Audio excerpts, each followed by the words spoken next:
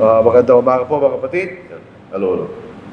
Tayo nagpapasalamat at binigyan pa tayo ng Diyos ng karagdagan ng buhay. At kaya nandito po tayo ngayon at tayo po ay nagsasama-sama upang tayo po ay maglingkod sa Panginoon.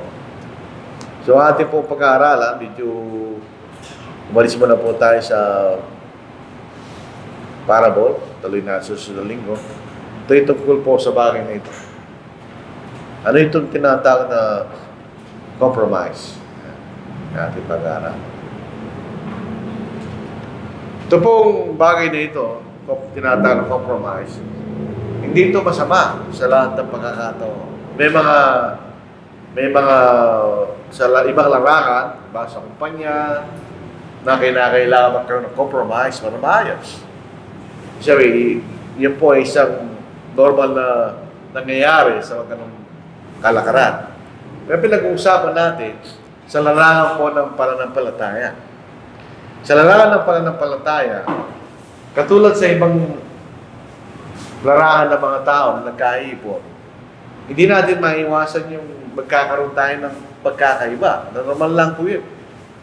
Sa mga tao, meron sila kanya-kanyang pananaw, kaisipan, kahit sa salita ng Diyos. So nagkakaroon po ng disagreement sa mga iba't grupo ng mga kapatid. Kuminsan, sa larangan po ng pananampalataya, para magkaroon na lang tayo ng kapayapaan natin, let's compromise, yung sabi nila. So darating tayo dun sa pagkakaisa na dulot po ng compromise. Bakit? Number one, tayo mga Kristiyano, tayo po ay inutusan na mabuhay ng mapayapaan. Hindi tayo palaway, hindi rin tayo pinanggagalingan ng gulo. Yan ang Kristiyano. Maraming talata. Halimbawa, dito po sa Romans chapter 12, verse 18. Ganyan. If it is possible. Bakit sinasabi ni Pablo, if it is possible? Ganyan. Dahil kumisya, di naman natin kasalanan. Inaaway tayo. So, di nanggaling sa atin yun. Kaya agad maaari, dahil di naman tayo nakikipag-away, as much as depends on you. Ganyan. Live peaceably with all men. Tayo mamuhay na mapayapa sa lahat, kasama ng lahat ng mga tao. Yun po yung utos sa atin. Na tayo mamuhay na mapayapa kasama ng mga tao. Kanya. So, pagka tinitignan natin yan, o tayo kinakailangan mamuhay na mapayapa, para lumalapit tayo sa compromise. Diba? Kasi, yun ang advice ng Panginoon. Kailangan tayo po ay porsigin natin yung mga bagay na patunguhan sa kapayapaan. Dito sa Romans 14 verse 19. Therefore, let us pursue the things which make for peace. Ganyan. And the things by which one may edify another. So, kung meron tayong pagpipilian, ganyan, sabi ni Pablo, pagpiliin natin ang mga bagay na patungo sa kapayapaan. Ganyan. So, yun yung sinasabi ni Pablo. So, parang papalapit yan sa tinatawag na compromise kung ating titignan. Kung hindi natin gagawin yan, hindi natin gagawin yung we pursue peace, hindi natin makikita ang Diyos. So, parang napakahalaga, sinasabi rito na magkaroon tayo ng kapayapaan. Dito sa Hebrews 12, verse 14. Pursue peace with all people and holiness, without which no one will see the Lord. Kung di po tayong mapayapa at hindi tayo panal kanya, hindi na natin makikita niya. So, ito mga talata nilabasa natin, ito mga talata na nag-uutos natin na kailangan tayo po ay mag-pursue ng kapayapaan. Sabi niya, yung mga talatang pinipigyan natin ng talaga. Pero, yung mga talatang yun, sinasabi nga sa atin, na kailangan tayo mag-pursue ng kapayapaan. Sinasabi niya yun. So, paano paraan? Ito ba'y sa pamaraan ng compromise? Kung meron tayong gusto natin magkaroon ng kapayapaan, ginagawa ba natin yan through compromise? Yun po isang katanungan. Pangalawa, sabi nga natin kanina, itong mga talatang ito, sinasabi sa atin na kailangan nating hanapin ang kapayapaan. Pero hindi sinasabi sa atin kung paano gagawin. Ito ang kahalagahan po ng binabasa natin ang lahat ng talata tungkol sa isang paksa para magkaroon tayo ng tamang konklusyon sa pinag-uusapan. O, yung binasa natin kanina, totoo yun. Kung may mababasa tayong tungkol sa kaligtasan, gusto ng Diyos lahat ay maligtas. Halimbawa sa 1 Timothy chapter 2, di ba? Ang gusto ng Diyos lahat ay maligtas. Hindi niya sinasabi yung paraan. So, kailangan mong hanapin talata na nagsasabi kung paano tayo maliligtas, di ba? So, sa mga talata ito, sinasabi, kinakailangan tayo magkurso ng kapayapaan. Ngayon, yung ibang mga kapatid na nagsasabi, magkaroon tayong kapayapaan sa pamagitan ng compromise. May assumption yun. Na ang Diyos gusto niya i-compromise. Kailangan, ina-assume nila yun. Kailangan tayo mag-compromise para magkaroon tayong kapayapaan. Ang tanong, yan ba'y kagustuhan ng Diyos? So, yung tanong dyan, but is compromise a legitimate way to seek peace as far as faith is concerned? Yan ang tanong. Kasi, yung the easiest way out is compromise. Dali, walang away, wala nang usapan, wala nang discussion, etc. Tapos. Pero yung ba ang kagustuhan ng Diyos? Yung kung mahalaga sa atin. O totoo, kailangan natin mag-seek ng peace as much as possible. Pero yun ay sa pamagitan ba ng compromise? Yun ang isang katanungan na dapat natin tingnan. Ngayon, ang tanong, yung compromise ba ay palaging nagsusolve ng problema? Does compromise work? Ngayon, ano yung compromise? Bisan tayo, let's compromise. Ano yung ibig sabihin nun? Ayon po sa dictionary, a settlement by arbitration or by mutual consent reached by concession on both sides. So pag nag-compromise kayo, you give up. You give up something. Okay? You will consent by concession. Or a reciprocal abatement of extreme demands of right or rights resulting in agreement. A committal to something objectionable. Yung pronounce it. Objectionable. Sabihin, kahit ayaw mo, tatagapin ba na? Yung compromise yan, di ba? A surrender. As compromise of character or right. So, ang basic definition ng compromise, pag kayo nag-reach ng compromise, kayong dalawa, you have to give up something. Otherwise, walang compromise. Yan ang compromise. Halimbawa, nag-aaway kayo. O sige, pagbibigyan kita, ikaw rin kanya. Meron kayong give up para magkaroon kayo ng compromise. So, sa ibang mga bagay, walang problema yun. Nag-aaway lang kayo personal, o sige. Kasi, ganyan gawin natin. Pero pinag-uusapan natin, pagdating sa pananampalataya, yung ba'y pwedeng gawin. Halimbawa, hindi kayo nagkakasangayon sa isang konklusyon. Kasi ganito lang gawin natin. So, sabi tulad na sinabi natin, sige, sige. Hindi ko lang kung tatago yung sige, kung tatagin ko, sige. Kasanayan ko na yung sige, pero kasigidan sila ng mga nanay namin. In other words, to compromise is the willingness to adjust. Ina-adjust mo yung, yung paniniwala mo. Pagka nag-compromise ka, definitely, ina-adjust mo yung paniniwala mo para ma-accommodate mo yung taong meron kayo difference. Yun ang compromise.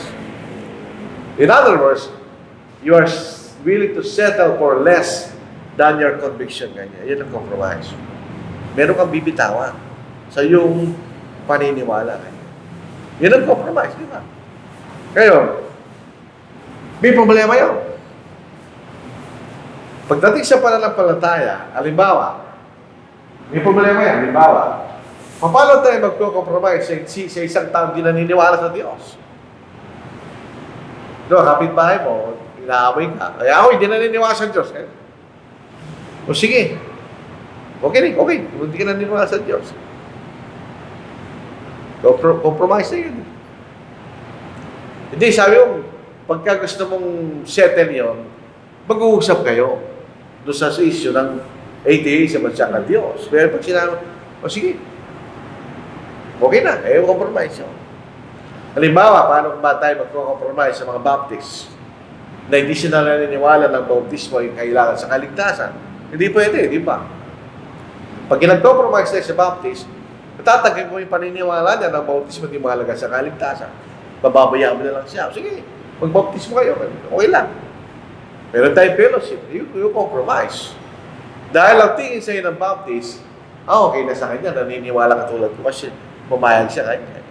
So may problema yung compromise pagdating sa pananampalataya. Sabi nga, you have to give up something. Sa yung pinaniniwalaan mo ay tama. At necessarily, ikaw o kayong dalawa, tatanggapin yung isang bagay na ayaw nyo. Yun ang compromise, di ba? Ito yung problema nakikita natin pagdating sa pananampalataya. Eh, tayo naniniwala sa totoo, siya naniniwala sa kalahating totoo. So pag nag-compromise sa kanya, parang tinatanggap mo yung kalahating katotohanan pinaniniwalaan niya. You have to give up something para magkaroon kayo ng kapayapaan. So in other words, nag-a-adjust yung katotohanan. Hindi na siya absolute.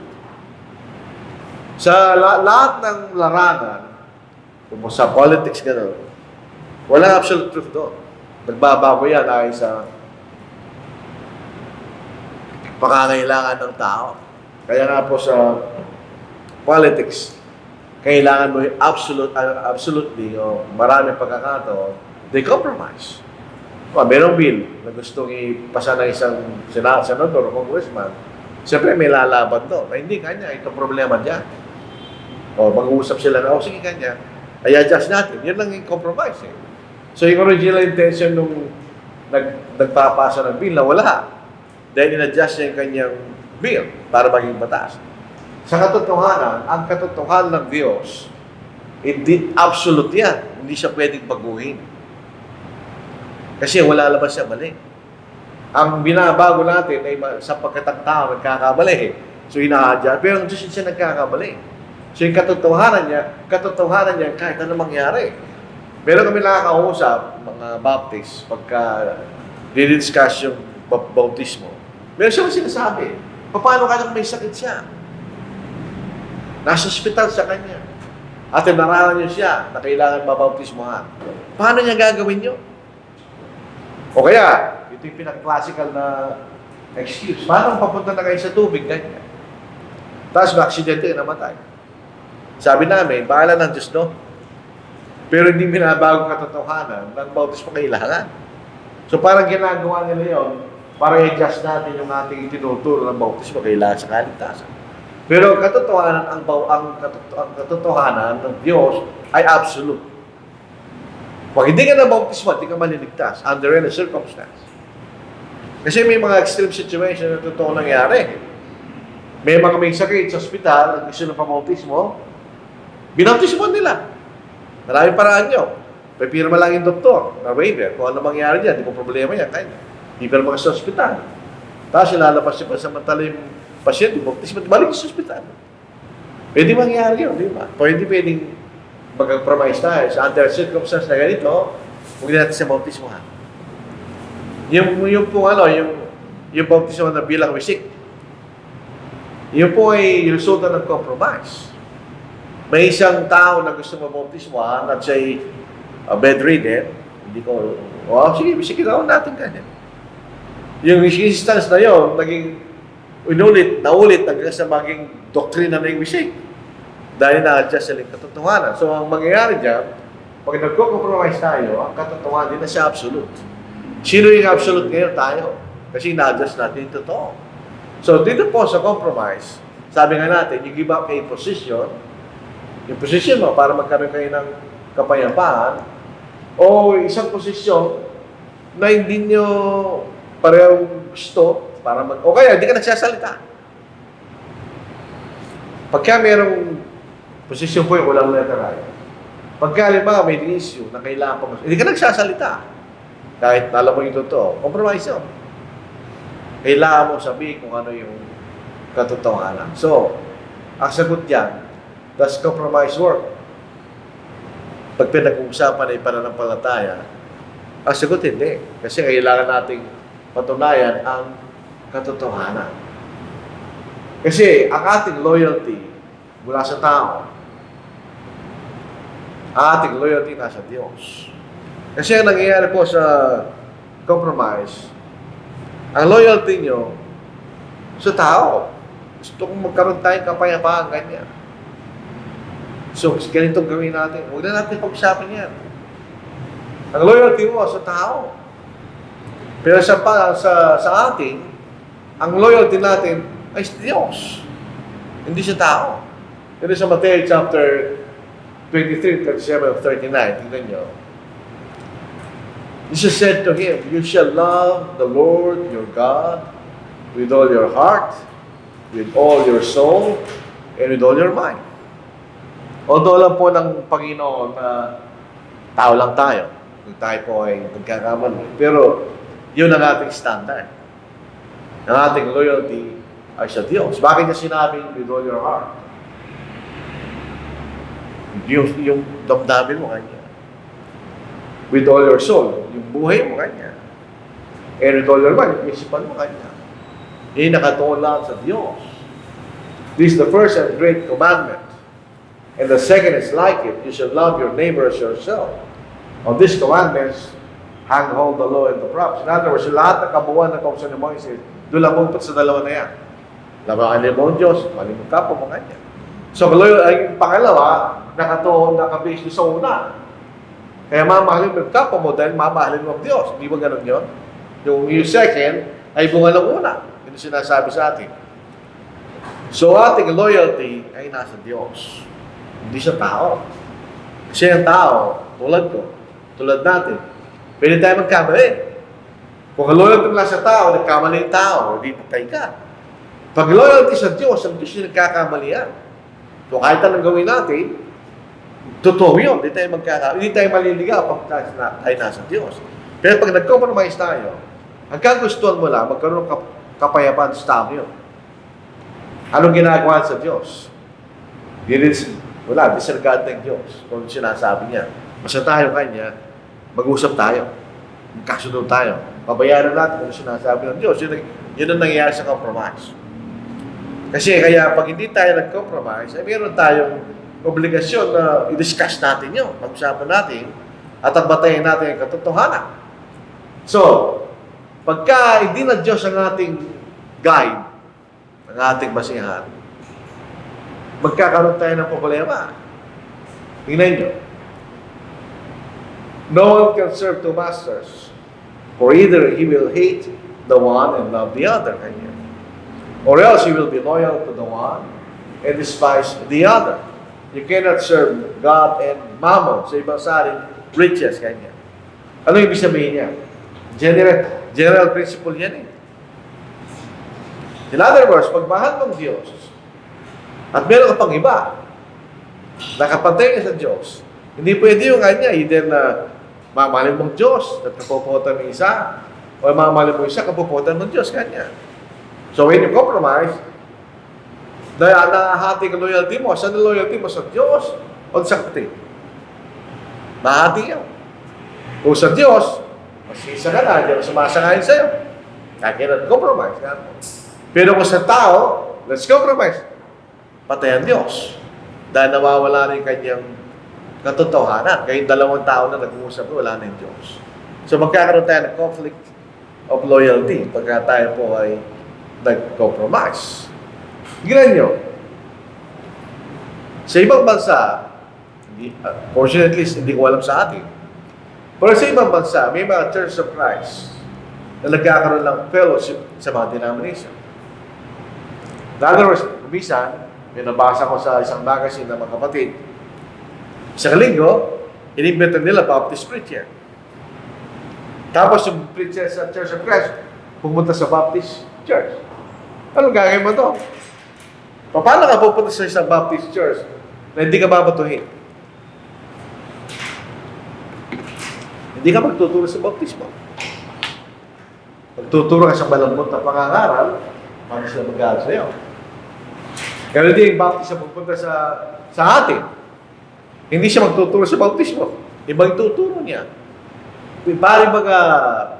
Pagka nagko-compromise tayo, pinalalambot natin ang ating paniniwala. Watered down preaching kanya. Bakit? Para maging katanggap-tanggap sa hindi Kristiyano. Yun ang sikreto. Gusto nating dumami, yun ang ating gagawin. Hindi tayo magtuturo sa mga doktrina na nakakasakit sa mga hindi Kristiyano. Magtuturo ka lang ng aral na tatanggapin nila. Hindi na tayo lilitaw na para bagang karumal-dumal sa kanila. Tatanggapin tayo. Tatanggapin natin sila. So, dadami yung mga kaanib sa atin. We are softening Christianity na makikita natin. Hindi pwede yun. Pag ginawa natin yan, again, ang Diyos ang gawa ng katotohanan, di tayo. Hindi natin pwedeng palambutin yun. Kasi akala ng iba, pagka kanya, totoo sinasabi mo kanya, ba't hindi mo nalang sabihin sa isang mapayapang paraan? Sige, pwede naman yun. Ilagay natin sa pusa, natin. Kung babalatan mo yung pusa na dahan-dahan, at balatan mo siya na biglaan, mas pareho siya masasaktan. Kasi babalatan mo siya. Yan ang ginagawa natin pag tinuturo natin ng totoo. Pinabalat natin yung mali. Kung babalatan mo ng unti-unti, pwede naman yun. Pero pupunta ka pa rin sa pinakadulo na magdi-decide siya. Halimbawa, gusto mong dahan-dahanan mo yung isang kaibigan mo para maging Kristiyano siya o hindi. Pwede naman yun. Pero hindi mo maiwasan, darating ka sa konklusyon. Gagano'n din sasabi, ayaw ko kanya, hindi pa rin sagot niya. Hindi siya naniniwala. Kung bibiglaan mo lang siya, gano'n din. So, hindi ang katotohanan yung paraan ng may problema doon. Ang problema doon, ayaw lang tanggapin yung katotohanan. Dito po sa James chapter 4 verse 4, ganyan. Pag tayo po ay nakipagkaibigan sa kalibutan through compromise, napalambutin natin ang ating aral, hindi magalit sa ating mga tao, ganyan. Tayo po nakikipag-away sa Diyos. Sabi nito, adulteresses, do you not know that friendship with the world is enmity with God? Ganyan. Whoever therefore wants to be a friend of the world makes himself an enemy of God. Ganyan. So, ibig sabihin, pagka gusto natin magkipagkaibigan sa mga iba, para huwag na tayo maturo ng mabagsik kanya para maikait natin sila. Tayo po ay maging kaaway ng Diyos. Pero gusto natin. Magkipag-compromise tayo, maging kaaway tayo ng Diyos. O ituro natin ng totoo, mag-aaral sila sa atin, pero kaibigan natin ng Diyos. So, yun ang problema natin pagka pinalambot natin ang ating aral, makatanggap sa mga Kristiyano. We are compromising. Hindi ko naman. Kinaloyan. Sabi ko kay Brother Raul, punta kami ito, sideline lang. Nagpunta pa kami sa Cabanatuan kahapon. Meron silang, hindi na sila gumagamit ng projector. Meron silang maliit na, hindi na malaki. Mga 50 inches siguro yun. TV nila. Hindi 50. Hindi naman kalaki yan eh. Kasi kaganda lang laki. Maganda yung reception. Kahit na maliit yung titik, panimalag talaga. Ako, personally, dahil ginamit yung kulay, mahilig ako sa kulay, kung makipasin nyo. Kung ako'y painter, particular ako sa kulay. So, yung kulay na ginamit ko, maganda eh. Ako, lagi ko tingnan, kulay lang, kulay pa lang. O wala isang, kulay pa lang, maganda na eh. Tapos yung pagtingin mo doon sa hindi naman sa gusto natin maharte, hindi naman. Pero, kung wala tayong pagkakataon, walang problema. We can adjust. Kung meron tayong pagkakataon, we can also adjust. Depende po sa atin yan. So, yun ang makikita natin dito. Pag when we compromise, nagkikipagkaibigan ka sa mali. So, nagiging kaaway mo. Diyos, yun ang nakakatakot doon. Para sa akin, personally, ako, tao rin ako, ayaw magkaroon ng kaaway. As much as possible, ayaw ko. Pero wala akong magagawa. Kailangan mo tindigan yung katotohanan. Kahit kaibigan mo pa, wala akong magagawa doon. Kailangan tindigan sa katotohanan. Kasi baka maging kaaway natin ng Diyos, delikado yun. Pagka tayo pa nakikipag-compromise, yung mga mahihina, lalong ihina yan. Kasi ang pagpapalakas sa pananampalataya ay yung pagtuturo sa tama. Yun ang pagpapalakas niya. Hindi yung compromise tayo. Ang mga Kristiyano, lalo na po yung mga bagong Kristiyano, siyempre mahina yan, para silang bata. Di ba, doon sa 1 Peter chapter 2, as new babes in Christ. Bagong panganak na sanggol, ganyan, yung mga bagong Kristiyano yun. Pagka tayo po yung may mga anak na sanggol, ano ginagawa mo sa sanggol mo? Pababayaan ba siya o ingatan mo? Ingatan natin sila. Tingnan po sa Matthew chapter 18. And I said, assuredly, I say to you, unless you are converted and become as little children, you will by no means enter the kingdom of God, heaven. Therefore, whoever humbles himself as this little child is the greatest in the kingdom of heaven. Whoever receives one little child like this in my name receives me. Whoever causes one of these little ones who believe in me to sin, ganyan, it would be better for him if a millstone were hung around his neck and he were drowned in the depth of the sea, ganyan. So ayaw natin yung mga bagong magkapatid ay mapariwara. So ang paraan ng pagpapalakas dyan ay pagtuturo ng totoo sa pamagitan ng compromise. Lalo sila mahihina, mawawala sila ng idea kung ano yung standard natin. Kasi yung compromise, pabago-bago yan.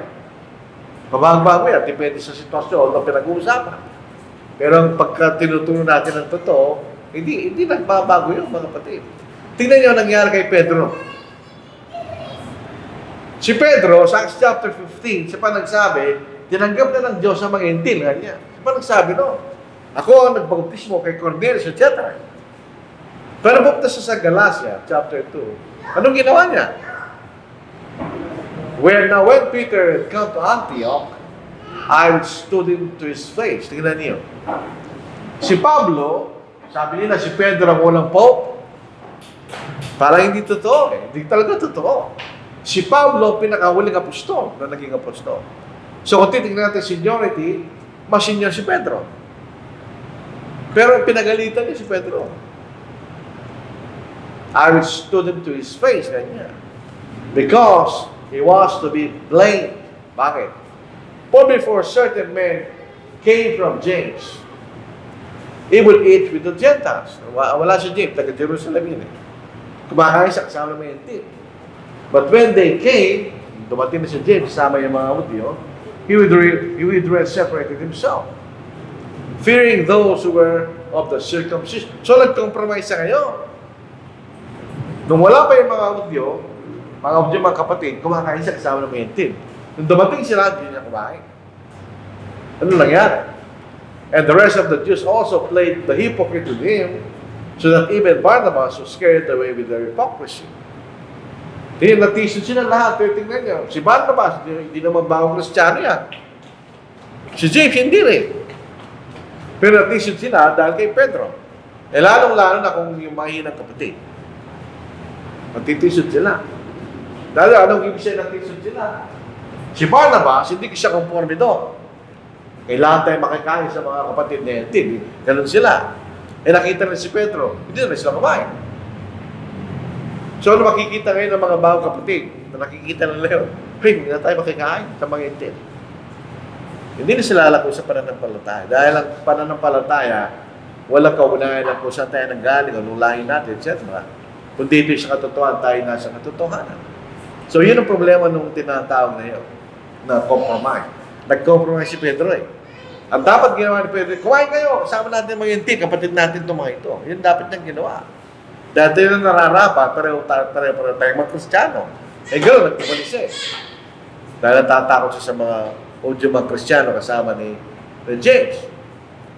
At tayo po ay, pagka nag-compromise tayo, sumasama tayo sa kasalanan ng iba. Alam mo mali, tapos sasama ka. Alam mo mali, hindi tama, tapos sasama ka. Ano yun? Ibig sabihin, dahil sa kaso na ito, ang sabi ng kapatid, hindi naman mahalagang palagi na sabihin ng katotohanan. Isa naman, sabi niya, hindi, kasalanan yan. Compromise sila. Ano masasabihin nung nagsasabing ang pag-gasos na kasalanan? O sige na, mayroong pagkakataon na pwede tayong magsinungaling. So yung nasa katotohanan ngayon, nagsasabi na sila mali. Yung nagsasabing pwede tayong magsinungaling ng konti, magpapatuloy siya doon. Nagsasabi ng konting katotohanan. Pero nangyari doon, yung nasa katotohanan dati, kasama na ngayon sa mali. Pwede pala magsinungaling. Pag minsan kanya, hindi nagsisinungaling na sa kayo. Dati hindi, mali ang kanya, di ba? Mali ang kanya, di ba? So, nangyari dyan, yung nasa katotohanan, tinatanggap niya, ang pagsisinungaling, hindi masama. May pagkakataon naman tama kanya. Pero yung nagsisinungaling, magpapatuloy siya sa pagsisinungaling niya at pagsasabi ng konting katotohanan. So, may problema talaga pag tayo po ay nag-compromise. Masasama ka doon sa kasalanan niya. Tingnan niyo yung nagsasabing ang mali, ang nagsisinungaling kasalanan. Nagsisinungaling siya ngayon. Kasi tinanggap niya, may pagkakataon na pwede tayo magsinungaling. So pagka nagko-compromise tayo, masasama tayo sa kasalanan nung kino-compromise mo. Yun ang mga problema to. Halimbawa, kung titignan natin ang katotohanan, ang katotohanan, hindi pwede makisama sa kadiliman. Kadiliman, kasalanan. Hindi pwede. Ito po sa Ephesians 5 verse 11. And have no fellowship with the unfruitful works of darkness anymore, but rather exposed them. Yun ang utos sa atin. Pag nag-compromise ka, hindi mo siya expose. So nasasali ka ngayon doon sa kasalanan ng iba. Dapat expose mo nga niya. Hindi nga niya. Takot na. Okay, patay tayo sa katotohanan niya, mga patay, di ba? Parang compromise yun pag nakikita natin. Hindi natin pwedeng pagsamahin kahit kailan ang tama at mali. Kahit kailan. Pag ang pinag-uusapan natin yung katotohanan ng ating pananampalataya, hindi mo pwedeng pagsamahin ng tama at mali kahit kailan. Hindi pwede yun. Ang mali ay mali at ang tama ay tama. Pag pinagsama ang tama sa mali, di ba nagiging mali na yun? Noong ako'y nagsisimulang mangaral, sinasabi ko sa mga tao, ang katotohanan na nahaluan ng kaunting lason na yun. Kahit 99% ng pagkain yan, 1% lason, mamamatay ka na. Di ba yung daga? Yung portion sa daga? Kunti lang ang lason nun, yung kakainin, pagkain sa daga yun. Otherwise, hindi kakainin ng daga yun, kung hindi pagkain sa kanya. So, mamamatay siya. Dahil meron ng halong lason. Ganon din po sa tinatawag nating katotohanan. Tingnan nyo. But dito sa 2 Corinthians chapter 6:14 and chapter 7 verse 1. Do not be unequally yoked together with unbelievers. Ako nagpapasalamat din po ako sa Biblia. Dahil noong una, hindi ko alam, yan na ba yung yoke? Hindi ko alam yun eh. Yung yoke pala yung sa kapaba, pabatal ka, nilalagay sa leg ng hayo para makontrol mo siya. Kalabaw, meron siyang ganun dito eh. Pag kinagalaw mo yan, makokontrol mo siya sa pupunta. Yung mga mayayamang bansa, 2, 3 na hayop na magkasabay yan. So meron silang yoke sama-sama. Kung saan pupunta yung isa, doon pupunta yung dalawa. Eh sabi dito, do not be unequally yoked with unbelievers kanya. Hindi tayo pwede makisama sa kanila dahil kung saan sila pupunta, doon ka rin pupunta kanya. Alam niyo, hindi ito pinag-uusapan ng pag-aasawa dito eh. Ginagamit nila, tinama mo na naman. Hindi pinag-uusapan pag-aasawa dito. Hindi kasalanan ng mag-asawa di Kristiyano, although hindi natin na-advise siya, magkakaproblema tayo. For what fellowship as righteousness with lawlessness, kanya. Pag lawlessness, mali yun.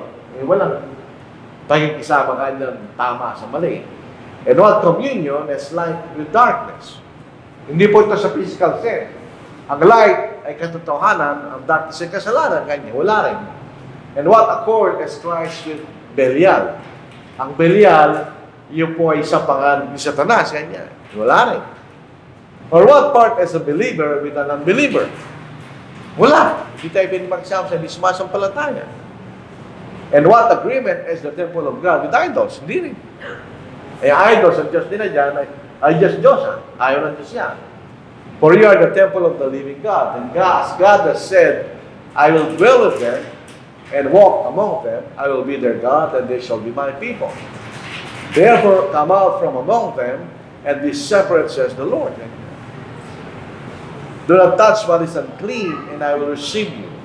I will be a father to you, and you shall be my sons and daughters, says the Lord Almighty. Therefore, having these promises, beloved, let us cleanse ourselves from all filthiness of the flesh and spirit, perfecting holiness in the fear of God. So ito po paulit-ulit lang yun. Yung salitang yoke together, yung salitang fellowship, communion, accord, kayo na niya lahat yun eh. Fellowship. Na walang fellowship ang mali. Sa totoo. So pagdating sa absolute na katotohanan, there should be no compromise. Kaya sa mga desisyon na binigyan tayo ng kalayaan ng Diyos, anong kulay ng building na ito, anong design ng building, compromise talaga yun. Wala naman tayong kasalanan to. Alam mga desisyon natin.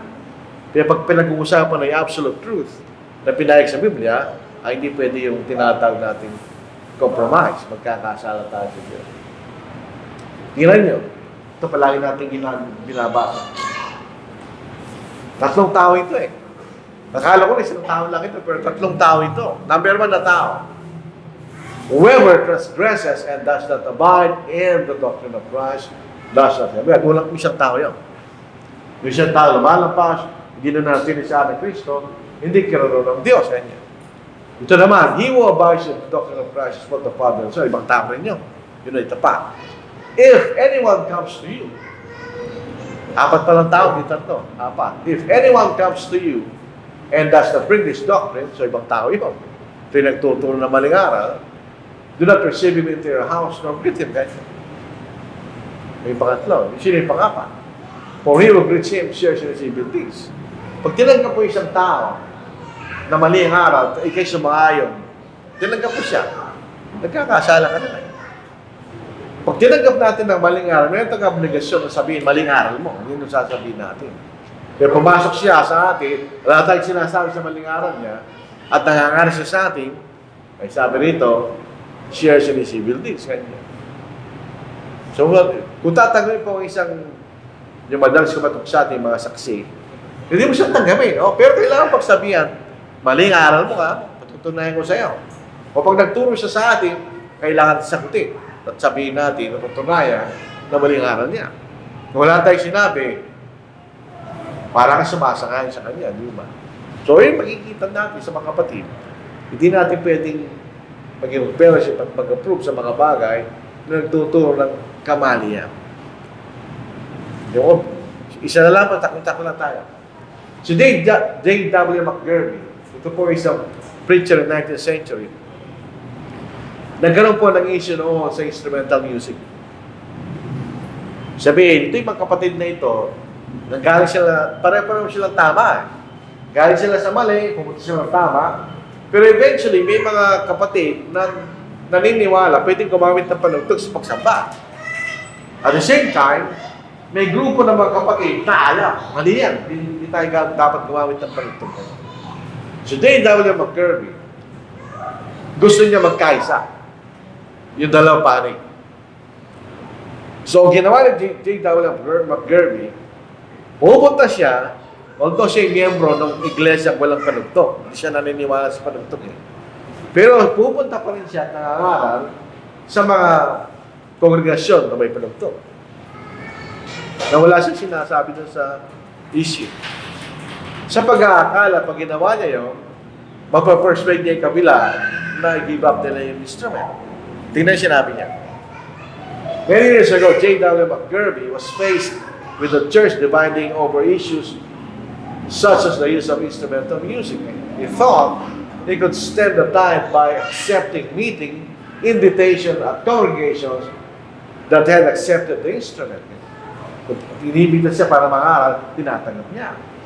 Here is what he told some young preachers late in his life. Si J.W. McGurvey, siya po isang nagtuturo doon sa College of the Bible. Yung College of the Bible, ito po ay isang college na ginawa ng mga kapatid para tungkol sa katotohanan. Instructor siya doon. So maraming mga batang makakaral ang kanyang kilala. Ito sabi niya, nung malapit siya mamatay. You are on the right road, and whatever you do, don't let anyone persuade you that you can successfully combat error by fellowshipping it and going along with it. I have tried, sabi ni J.W. McGurvey. I believe that the start, that was the only way to do it. Kung natin pag-usapan yung issue niya. I've never held membership in a congregation that uses instrumental music. Ayaw niya yun eh. Lumalabag siya doon. I have, however, accepted invitations to preach with distinctions between churches that used it and churches that didn't. I've gone along with their papers o nagsusulat sa mga magazine nila and things of that sort. During all these years, I have taught the truth as the New Testament teaches it to every young preacher who passed through the college of the Bible. Ano sabi niya? Yet I do not know more than 6 of them who are preaching the truth today. It will not work.